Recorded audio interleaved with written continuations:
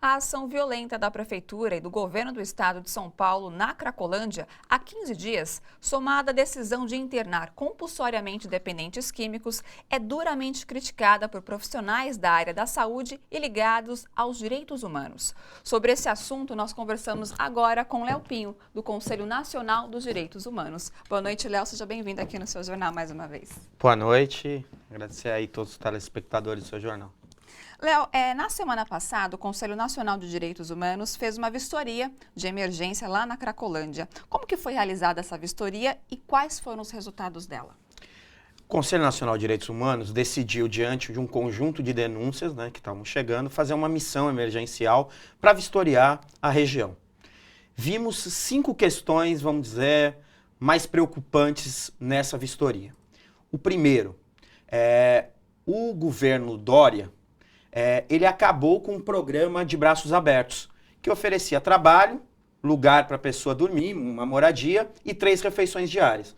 Isso simplesmente acabou e, detalhe, ele não colocou nada no lugar. O tal projeto Redenção, ele não existe, ele é uma ficção, não tem um decreto, não tem uma portaria, logo, não tem treinamento das equipes, não tem orientação. Então essa foi a primeira. A segunda, ele havia afirmado o fim da Cracolândia. E nós fomos lá ver essa situação.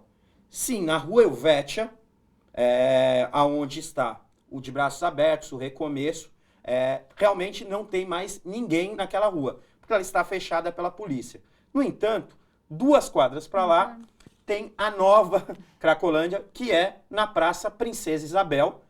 Entramos no fluxo, eu pude entrar, dialoguei com vários usuários e ela funciona normalmente com mais de 400 pessoas naquela local. Em detalhe, numa situação muito pior, porque estão sem acesso às políticas públicas, porque elas ficaram... que eles tinham, né? Porque ficou na Rua Helvétia. O recomeço e o antigo prédio dos Braços Abertos continua lá no final da Rua Helvétia. Só que eles estão agora na Princesa Isabel. Então, eles ficaram sem acesso às políticas públicas anteriores, prejudicando o tratamento, prejudicando o acesso às políticas públicas. O terceiro elemento que a gente viu foi a ação policial foi justificada no combate ao tráfico, né? Foi essa a justificativa, a famosa guerra às drogas.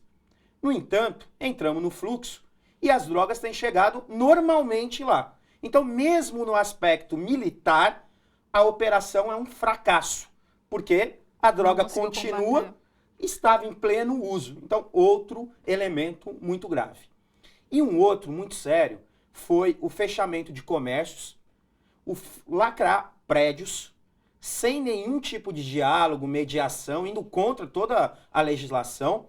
E detalhe, falei com mais de 40 famílias, que não tem nada a ver com o uso de droga na região, mas tiveram seus pertences recolhidos, violência policial, truculência, e hoje muitos deles com crianças indo para creche, indo para escola no território, estão sem condições porque seus pertences foram levados, documentos foram levados. Então foi uma situação totalmente desrespeitosa com essas famílias que moram na região. E, Léo, além de fazer internação compulsória de dependentes químicos, a Prefeitura também demoliu imóveis com pessoas dentro deles. Já existe alguma ação judicial contra essa ação? Sim, na verdade já a Defensoria, o Ministério Público, inclusive, já ganhou ações na Justiça impedindo a caça humana, que foi o nome que o Ministério Público deu, e o juiz, o Tribunal de Justiça, também disse que não pode fazer isso. Então, essa foi uma primeira ação que já foi feita. E existem várias outras ações tramitando na Justiça. Mas eu queria tratar dessa questão da internação. O governo vende de forma irresponsável a internação compulsória como resposta. E primeiro, a gente precisa esclarecer a população. Existem na Lei 10.216 3 tipos de internação. A voluntária, quando o usuário quer.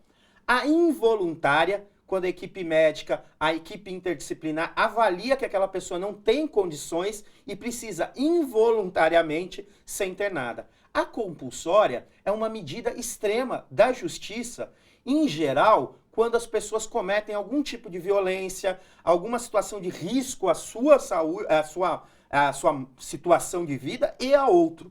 Então, o que na verdade a gente precisa naquela região, quando discute internação, é fazer as voluntárias, né, fazer esse processo de convencimento, e as involuntárias, quando é necessário, dentro de um projeto terapêutico, para pensar a internação e a pós-internação. Então, essa coisa da compulsória, dessa caçada humana que é o erro. Lá precisa esse conjunto, a voluntária e a involuntária, dentro de um projeto terapêutico, para pensar o pós-internação, porque senão não resolve. Léo, quais serão os próximos passos do Conselho Nacional de Direitos Humanos? Amanhã, o Conselho Nacional de Direitos Humanos vai estar entregando suas recomendações às 2 horas na Câmara de Vereadores de São Paulo, no auditório do Subsolo, ao Conselho Municipal de Drogas. A nossa avaliação do Conselho Nacional de Direitos Humanos é que o espaço que precisa ser o palco da negociação desses projetos de álcool e drogas na cidade de São Paulo é o Conselho Municipal de Drogas, que inclusive está sendo enfraquecido pela atual gestão. Nós cobramos o secretário de governo, o Semeghini, e pedimos para ele fortalecer o Conselho Municipal de Drogas, o Comuda, como instância para pactuar, para negociar, inclusive fechar as diretrizes do tal programa Redenção, que ainda não tem uma portaria. Então essa é uma medida. E no final do mês, no novo plenário, que a gente reúne com todo o Conselho Nacional de Direitos Humanos, nós vamos apresentar o relatório dessa vistoria, na qual os conselheiros vão aprovar outras medidas em relação à violação de direitos humanos que a gente viu e ao fracasso da operação militar na região da Cracolândia.